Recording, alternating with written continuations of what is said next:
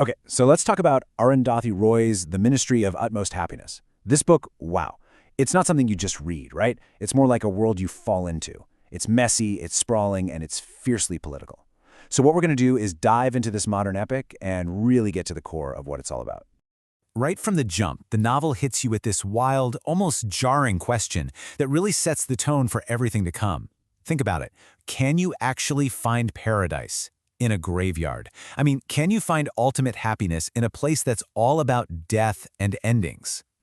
And believe it or not, the novel's answer is, yeah, pretty much. It all centers around this place, the Janet Guest House.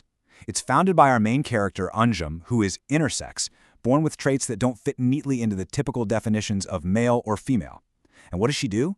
She builds this home, this incredible sanctuary for all the people society has cast aside, literally right in the middle of a Delhi graveyard. So this brings us to the novel's first, and probably its most powerful idea. This whole paradox of finding a paradise inside a graveyard. This table really lays out the core argument perfectly. You've got Janet, which means paradise, vibrant life, happiness. And then you've got the graveyard, suffering, death, loss. But here's the kicker. The book says you can't really have one without the other. It's basically arguing that if you sit around waiting for some perfect paradise later on, you're missing the entire point. The real work, the important stuff, is building your own Janet right here, right now, even when you're surrounded by all the sorrow and the ruins. Okay, but this little sanctuary, it doesn't exist in a bubble, right? Anjum's personal stories playing out against this huge, chaotic backdrop of modern India, a country that's really made up of all these countless shattered stories. And this quote, this is everything. This is the key to how the whole book is put together. You might notice the story jumps around in time. It switches who's talking. It feels really fragmented. And that's on purpose. It's mirroring a fractured reality.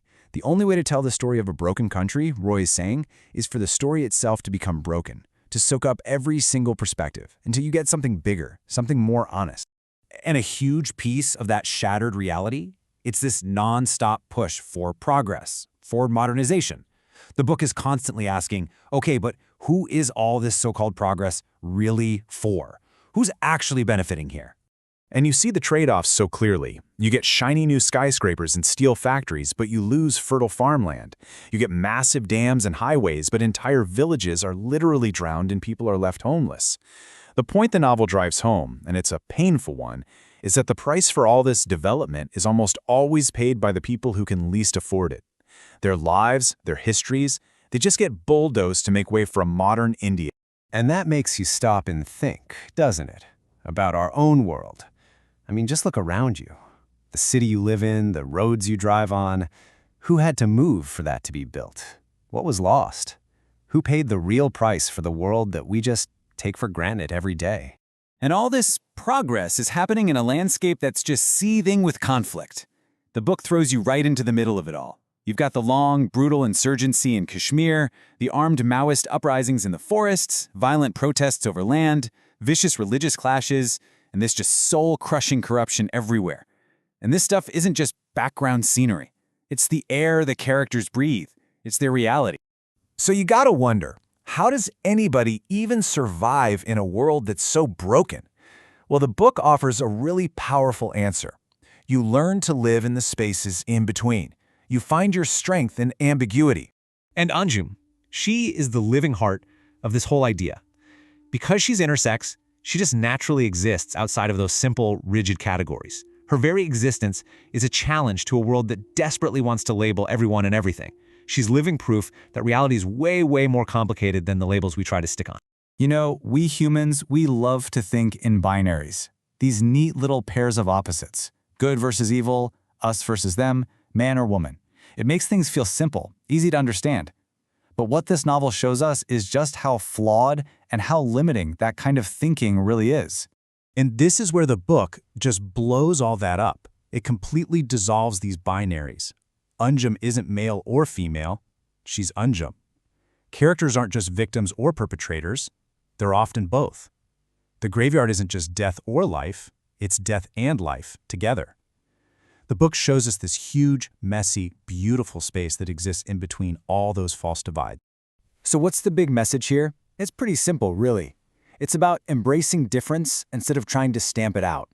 Instead of forcing everyone into a box, the novel is all about the power you find when you accept and even celebrate all the ways we're different. And all of this brings us right back to where we began, back to that little community in the graveyard.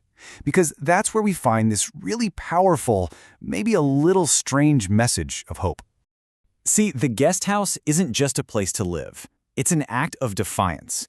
In a world that seems dead set on tearing people apart, this tiny, illegal home built on forgotten land is proof that people will always find a way to build a community.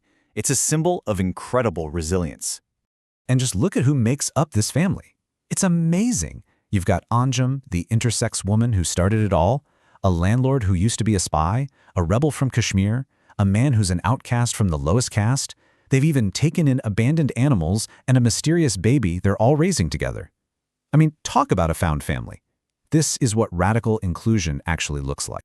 And that right there, that is the Ministry of Utmost Happiness. It's not some government building, it's them. It's this messy, chaotic, loving, found family. The book's vision of a real paradise isn't some perfect place. It's when all the broken pieces and broken people of the world can come together, not to magically become whole again, but just to live together, to coexist in all their beautiful brokenness. They don't erase their differences. They don't forget their painful pasts. No way. Instead, out of all that shattered history, they choose to build something completely new. They become one family. And they're not united by blood, but by something maybe even stronger, the shared experience of being on the outside looking in. And the novel borrows this powerful phrase, one that's actually from real-life protesters who appear in the story. It's a defiant declaration of hope. Because even with all the violence and the hate and the division, the fact that a place like the Jonnet Guesthouse can exist, even in a graveyard, is proof. It insists that another, better, more compassionate world isn't just some fantasy, it's a real possibility, and it's one that we can build.